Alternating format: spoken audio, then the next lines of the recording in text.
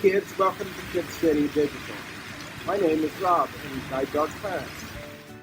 Today, Keri is talking about Miriam, Moses' sister. Today, we are going to have a time of worship with Miss Pam and her kids. We will also have a fun race for you to watch.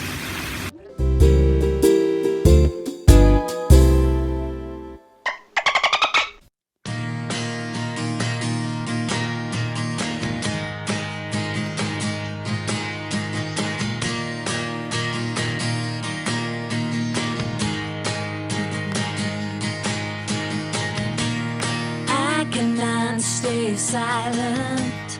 I will not hold back. I want to open up and let the things roll out. I'm overwhelmed by your love, your faithfulness at all times.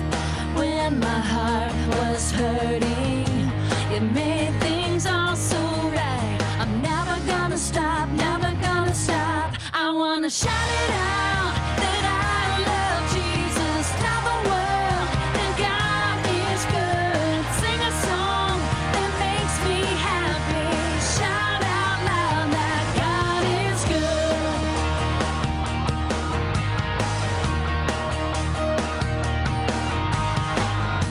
And I cannot stay silent. I will not hold back. I want to open up and let the things roll out. I'm overwhelmed by your love, your faithfulness at all times. When my heart was hurting, you made things all so right. I'm never gonna stop, never gonna stop. I wanna shout it out that I love Jesus. Tell the world that God is good. Sing a song that makes me happy. Shout out loud that God is good. Repeat after me.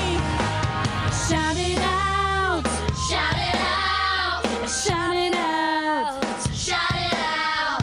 And tell the world. Tell the world that God is good. God is good. Yeah, we're gonna shout it out.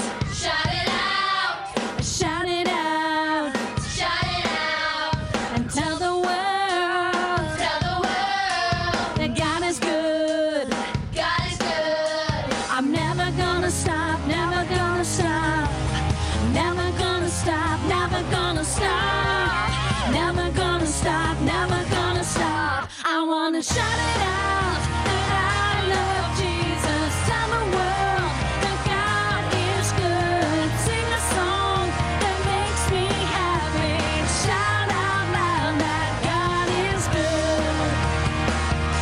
Yeah, we're gonna shout it out that I love Jesus. Tell the world that God is good. Sing a song that makes me happy.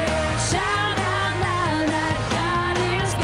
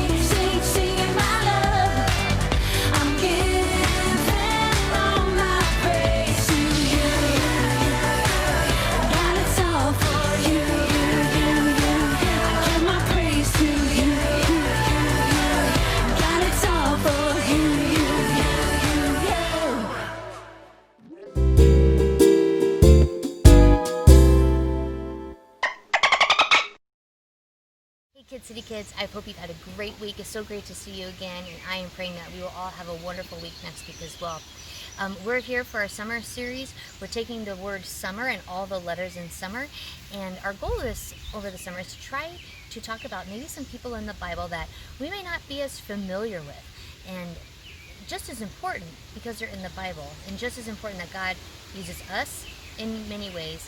We are going to talk about some people in the Bible that I don't know if I've heard about that person or not.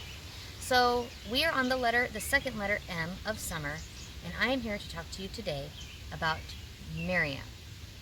We're going to find out who Miriam is. Maybe you already know.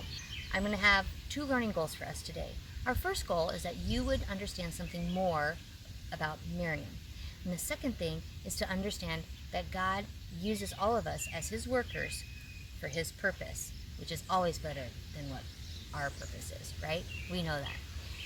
And before I go any further, I know we've been talking about a lot of people we know are talking about the Bibles, that people in the Bible that we may not know very well. And since we always film in the Kids City basement, or it seems like we're doing that in the Kids City room, I am choosing a place that you may not look, it doesn't look like any Kids City basement. Hopefully you figured that out by now. We are here at my house, my property. And I wanted to film this by my pond because our Bible story today deals with water and the importance of that. So, back to Miriam. Let me tell you something. Do you know who Miriam is, or Miriam was? She's Moses' sister. Moses? Exactly. Moses. You mean the guy who went up to the mountain and got the 10 commandments from God? Moses who went and spoke to Pharaoh and asked for his people to be let go because of all the plagues, and he needed to take his people into the promised land. Moses who parted the Red Sea to get his people to the promised land, and all of these things. Moses, Moses, Moses, Moses. But I'm here to tell you that Moses had a sister, and her name was Miriam. And I could even go on to say that if it weren't for Miriam and God's way of how he worked through Miriam, who knows if Moses would have been able to do all the amazing things that he did. Miriam was an amazing leader and brave and courageous, and I'm going to tell you why. Before we go any further, we need to go even back in time, like way back in time when Moses was a baby, which is a really long time ago. Let me tell you about what was going on during that time when Moses was born. They lived in Egypt, and he was a Hebrew baby. And what was happening is Pharaoh was realizing that all of the Hebrew people, God was blessing them with babies, and they're having lots of kids, and families were growing, and Pharaoh got worried. Pharaoh got worried that those people were going to get together and become more powerful than him.